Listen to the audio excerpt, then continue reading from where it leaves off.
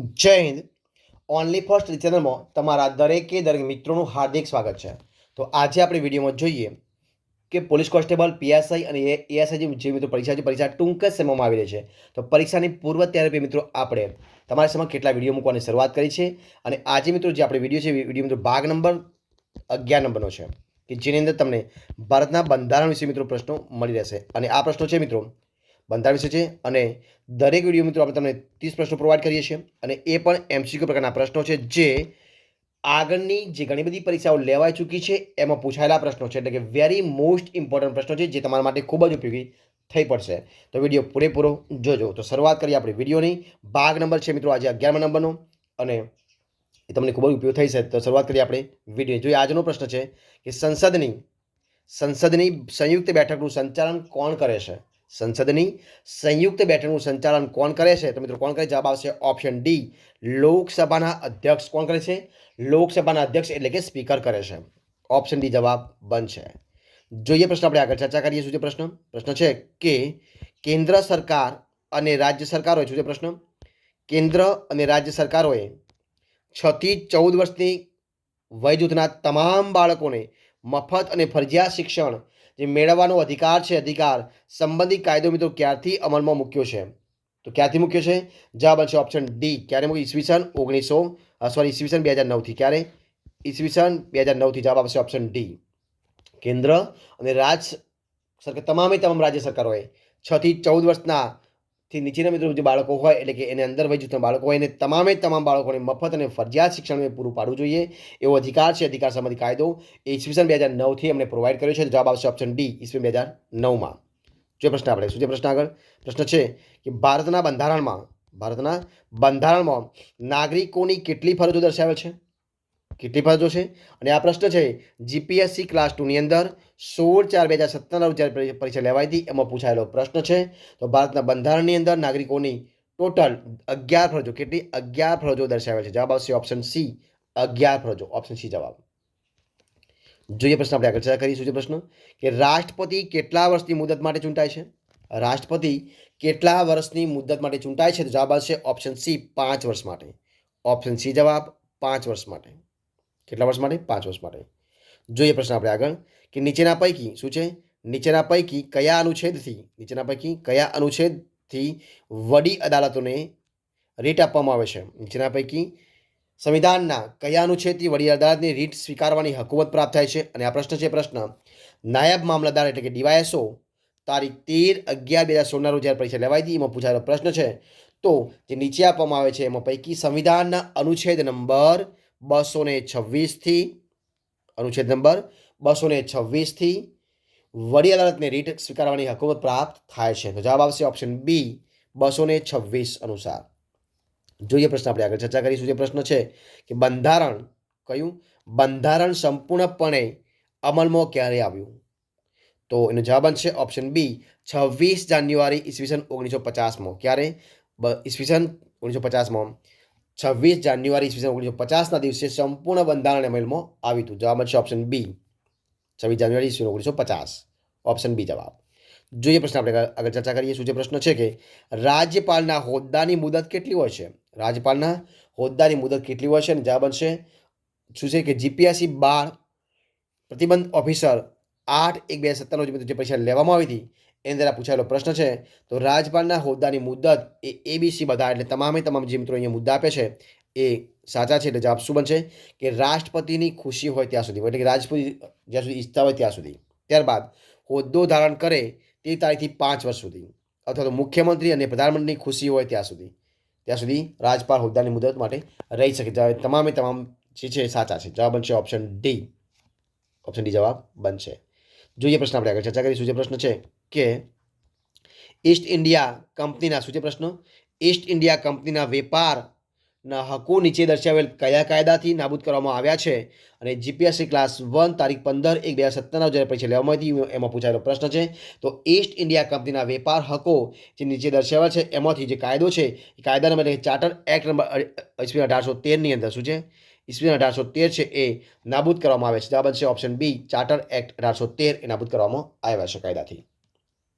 જે પ્રશ્ન બી બનશે. જે પ્રશ્ન આપણે આગળ શું છે પ્રશ્ન કે લક્ષદ્વીપ હાઈકોર્ટના લક્ષદ્વીપ કઈ હાઈકોર્ટના સંદર્ભમાં એટલે કે કાર્યક્ષેત્રના અંદર આવે છે? લક્ષદ્વીપ કઈ હાઈકોર્ટના કાર્યક્ષેત્રમાં આવે છે એટલે કે એના અનુસંધાનમાં આવે છે? અને આ પીએસઆઈ જીકે તારીખ 1/2017 જે પરીક્ષા લેવાઈ હતી એમાં પૂછાયેલો પ્રશ્ન છે. તો લક્ષદ્વીપ એ કેરળ કયા કેરળ હાઈકોર્ટના કાર્યક્ષેત્રમાં આવે. જવાબ બનશે option B Kerala. Option B જવાબ બનશે કેરળ.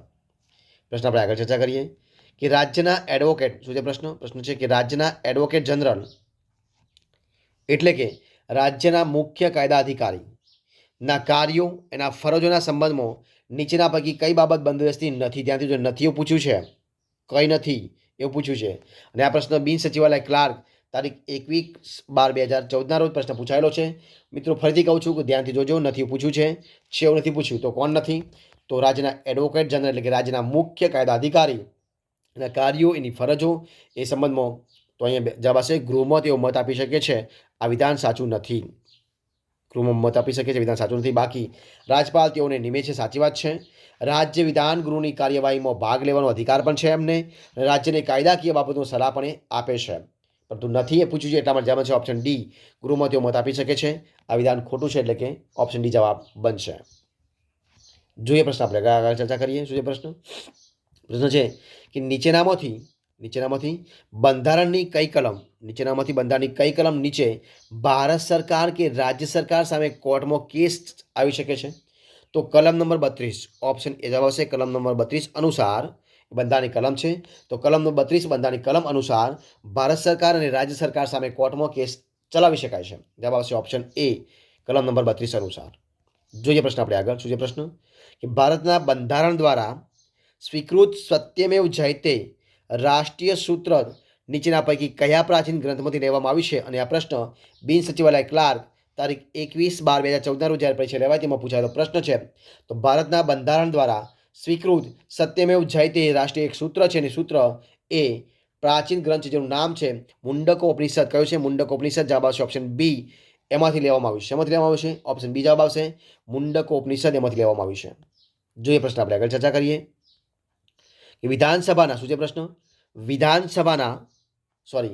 વિધાન પરિષદના સંદર્ભમાં સાચા વિધાનો પસંદ કરવાના છે. વિધાન પરિષદના સંદર્ભમાં સાચા વિધાનો પસંદ કરવાના છે. અહીંયા 5 વિધાનો આપ્યા છે. પહેલું છે કે વિધાન પરિષદ એ કાયમી ગૃહ છે. વિધાન પરિષદનો દરેક સભ્ય 6 વર્ષની મુદત માટે ચૂંટાય છે. વિધાન પરિષદના 1/3 સભ્યો દર બીજા વર્ષે નિવૃત્ત થાય છે. અને વિધાન પરિષદ રાખવી કે નહીં તે રાજ્ય નક્કી કરે છે. અને ગુજરાતમાં વિધાન પરિષદ છે. આ 5 વિધાનો આપ્યા છે. એમાં સાચા વિધાનો કેટલા છે તમારે કહેવાનું છે. તો જવાબ શું આવશે? તો મિત્રો 1 2 3 4 મતલબ 4 વિધાનો છે સાચા છે. મતલબ વિધાન પરિષદ એ કાયમી ગૃહ સાચી વાત છે. વિધાન પરિષદનો દરેક સભ્ય 6 વર્ષની મુદત માટે ચૂંટાય એ પણ સાચી વાત છે. વિધાન પરિષદના 1/3 સભ્યો દર બીજા વર્ષે નિવૃત્ત થાય છે એ પણ સાચી વાત છે.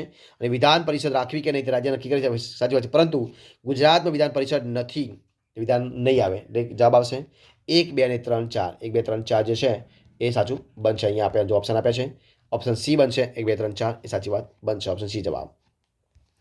જોઈએ પ્રશ્ન આપણે આગળ કે ભારતની સર્વોચ્ચ અદાલત ક્યાં આવેલી છે? જવાબ આવશે ઓપ્શન એ દિલ્હીમાં. ઓપ્શન એ જવાબ બનશે દિલ્હી. પ્રશ્ન જોઈએ આપણે આગળ ચર્ચા કરીએ કે સામાન્ય રીતે દરેક રાજ્યમાં કેટલી અદાલત હોય છે? તો મિત્રો સામાન્ય રીતે દરેક રાજ્યમાં કેટલી વડી અદાલત હોય છે? જવાબ આવશે ઓપ્શન એ એક જ હોય છે. જવાબ આવશે ઓપ્શન એ એક હોય સામાન્ય રીતે. પ્રશ્ન આગળ જોઈએ કે ભારતની સંસદમાં કોનો સમાવેશ થાય છે? ભારતની સંસદમાં કોનો સમાવેશ? જવાબ આવશે ઉપરોક્ત તમામ. ઓપ્શન ડી જવાબ બનશે ઉપરોક્ત તમામ. મતલબ કે રાષ્ટ્રપતિ સમાવેશ થાય, લોકસભા સમાવેશ થાય અને રાજ્યસભાનો સમાવેશ થાય છે. એમાં ભારતની સંસદની અંદર રાષ્ટ્રપતિ, લોકસભા અને રાજ્યસભા ત્રણેયનો સમાવેશ થાય. જવાબ આવશે ઓપ્શન ડી ઉપરોક્ત તમામ. જે પ્રશ્ન આપણે આગળ ચર્ચા કરીએ કે મંત્રીમંડળ વાસ્તવિક રીતે ક્યાં સુધી ચાલુ રહે છે? તો મંત્રીમંડળ વાસ્તવિક રીતે લોકસભાને વિશ્વાસ હોય ત્યાં સુધી ચાલુ રહે. શું આવશે?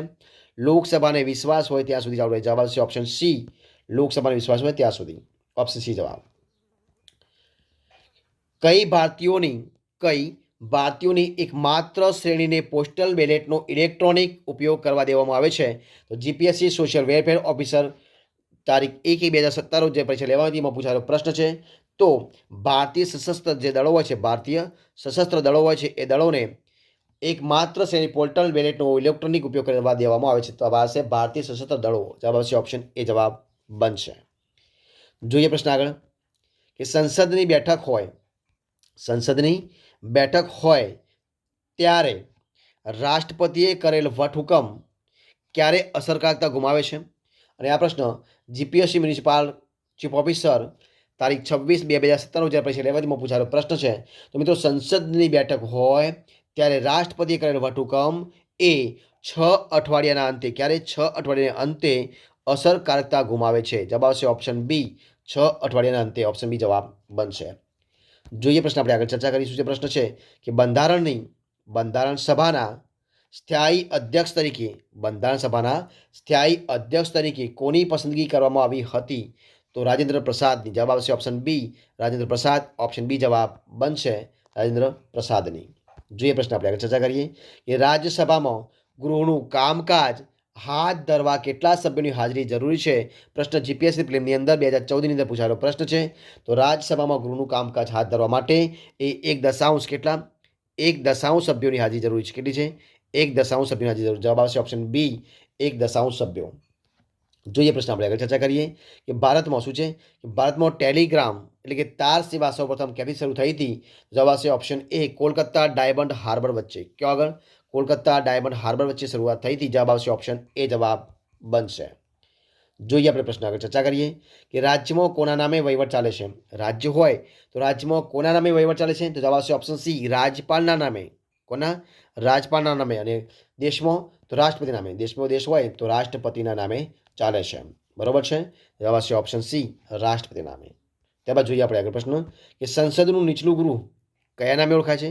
સંસદનું ઉપલું નહીં નીચલું. તો સંસદનું નીચલું ગૃહ મિત્રો કહેવાય છે લોકસભા. ઓપ્શન બી જવાબ આવશે. સંસદના નીચલા ગૃહને કહેવાય છે લોકસભા કહેવામાં આવે છે અને ઉપલા ગૃહને રાજ્યસભા કહેવાય છે. તો જવાબ શું આવશે?